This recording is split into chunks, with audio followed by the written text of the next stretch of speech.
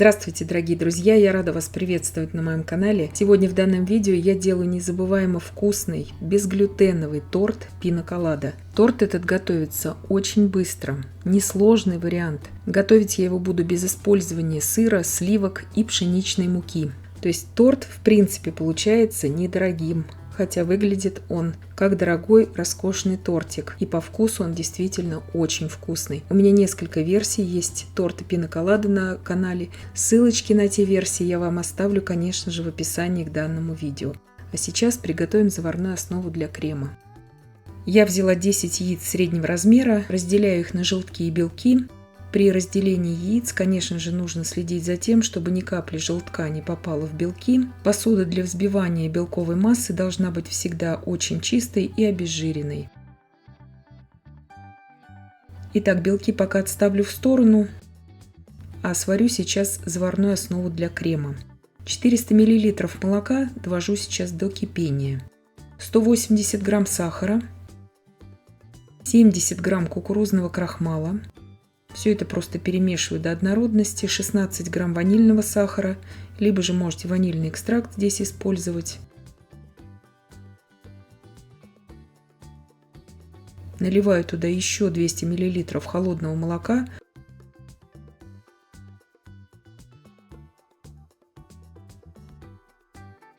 Желтковую массу сейчас разбиваю, чтобы пленочки не остались у желтков, и добавляю все это к крахмальной смеси. Все это очень хорошо перемешиваю, чтобы не было никаких прожилок желтков. И иду сейчас на плиту. Аккуратно сейчас вливаю всю эту желтковую смесь в горячее очень молоко.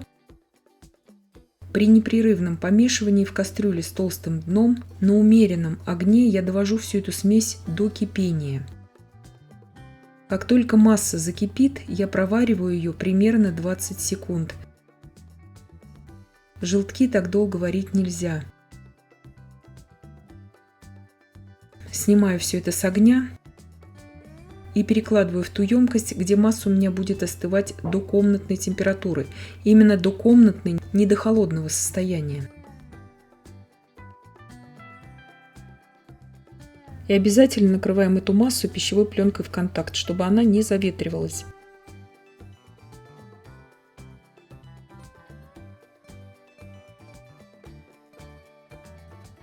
Итак, для ананасовой прослойки я беру один ананас. Ананас у меня свежий, среднего размера, очень ароматный. Здесь следует, конечно, взять ананас как можно ароматней. Чем будет ароматней ваша основа, тем вкуснее будет торт. Это всегда так. Кто-то пишет, бывает, в комментариях, кто-то жалуется, что вот ананасовые торты без вкуса и без запаха. Именно из-за того, что люди берут неароматные фрукты. Вы можете здесь использовать консервированный ананас, но тоже выбирайте самый ароматный. Пюре ананаса здесь должно соответствовать той граммовке, которую я вам укажу. Если он у вас будет сладкий, не нужно добавлять будет дополнительно сахар. Сейчас измельчаю все это до состояния пюре. Протираю обязательно все это через сито. Если вы будете готовое ананасовое пюре брать проваренное, уже консервированное, возможно, вам не придется его перетирать через сито. У меня очень грубые такие волокна, так как ананас свежий, поэтому я избавляюсь от этих волокон. Пюре здесь без волокон, вес пюре у меня получается 450 грамм. Я беру в качестве основы для ананасовой прослойки. Вот на это нужно обратить внимание. 30 грамм кукурузного крахмала и 50 грамм сахара. Прослойка эта должна быть с кислинкой. Сейчас смешиваю вот эту сухую смесь уже с ананасовым пюре.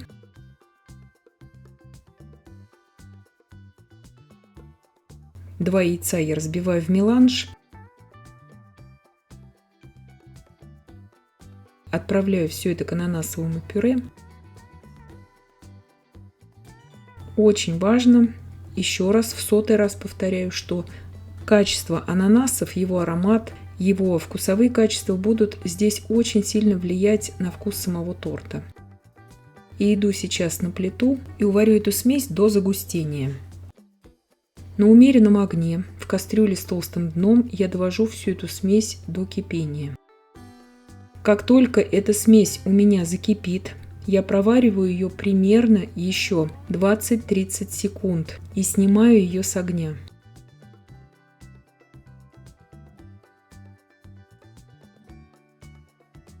По сути, мы здесь готовим что-то подобное ананасовому курду.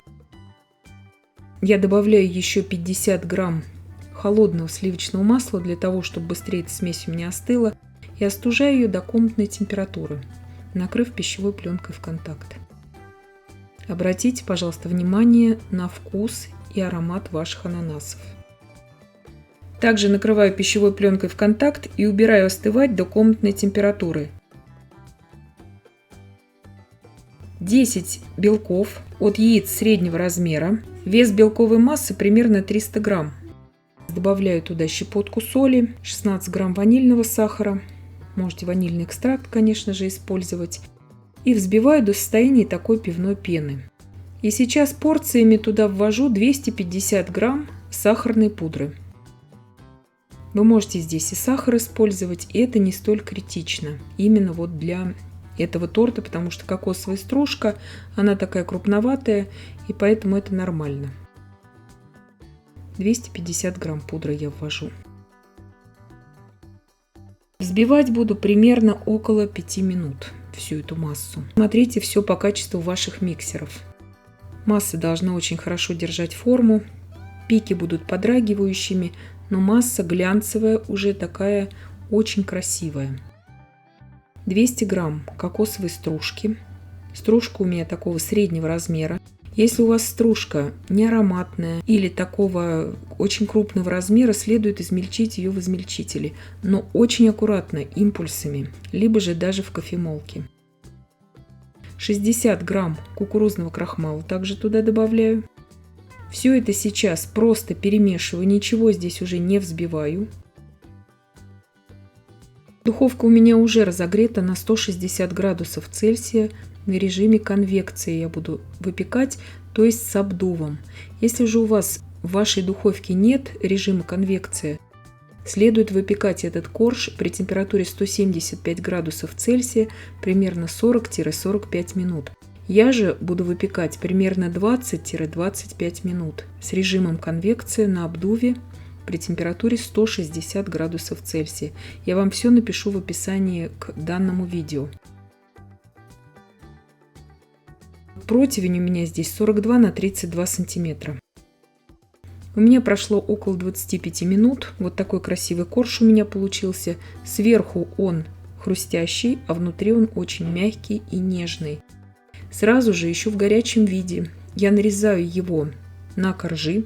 Я его сейчас нарежу на 3 коржа. Снимаю сразу с него бумагу для выпечки. Пергамент здесь у меня силиконизированный. Если у вас не силиконизированный пергамент, следует использовать капельку подсолнечного масла без запаха и смазать им бумагу для выпечки. Вот такой нежный корж получается. Я вот разрываю при вас эти остаточки. Я ровно обрезала их, чтобы не было вот этих неровных краев. —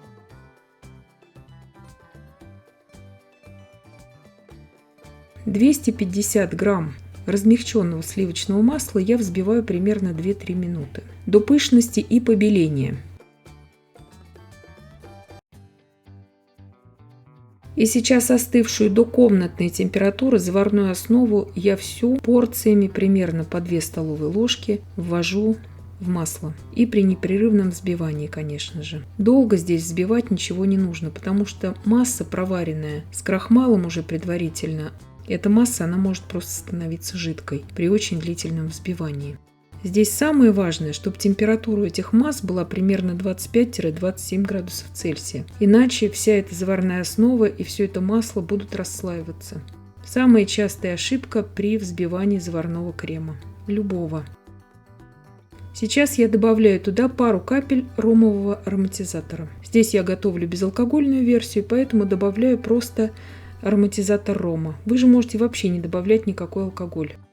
Для алкогольной версии можно добавить 2 столовые ложки коньяка на данном этапе, либо же самого ликера пина колада, у кого найдется таковой в наличии. Крем полностью объединился, я начинаю сборку торта. Крем я поделила визуально на 3 части. Выложила его в кондитерский мешок, так просто удобнее гораздо работать. Если у вас нет кондитерского мешка, вы можете использовать мешок для замораживания продуктов. Они, как правило, очень плотные, полиэтиленовые. Можно срезать у него также уголок и также из него работать. Ананасовую эту прослойку также выложила в кондитерский мешок и наношу ее уже на корж. Вкуснейшая получается ананасовая прослойка. Видите, коржи какие мягкие. Они очень нежные получаются. Если вы будете печь их без конвекции, я не советую их запекать в состоянии таких хрустящих корочек. Вот как только вы увидели, что корж у вас подрумянился, следует его уже извлекать из духовки. Он так и так у вас пропечется. То есть я пытаюсь сейчас объяснить, что духовки у всех абсолютно разные. Возможно, в вашей духовке без конвекции у вас понадобится всего лишь 35 минут на выпекание этого коржа. У всех это все очень индивидуально. Поэтому обратите внимание именно на особенности вашей духовки и не запекайте в состоянии сухариков этот корж. Убираю сейчас в холодильник примерно на 3 часа, чтобы крем схватился. После холодильника посыпаю боковины тортика кокосовой стружкой. 30-40 грамм может потребоваться нам для этого. Он прекрасно нарезается, он очень вкусный. Его можно порезать на порционные пирожные, также подавать этот тортик. И если вы его достали из холодильника, сразу его нарежьте на порционные кусочки, а потом уже дайте ему постоять минут 20-30 при комнатной температуре этому тортику. И в таком виде уже подавать его к столу нужно. Торт вкуснейший, тающий во рту, несмотря на то, что готовили его без муки. Вот такой нежнейший тортик получается. И я надеюсь, что видео было полезным и познавательным. Подписывайтесь на мой канал, ставьте лайки, пишите комментарии. Я всем желаю больших успехов и до встречи в новых видео.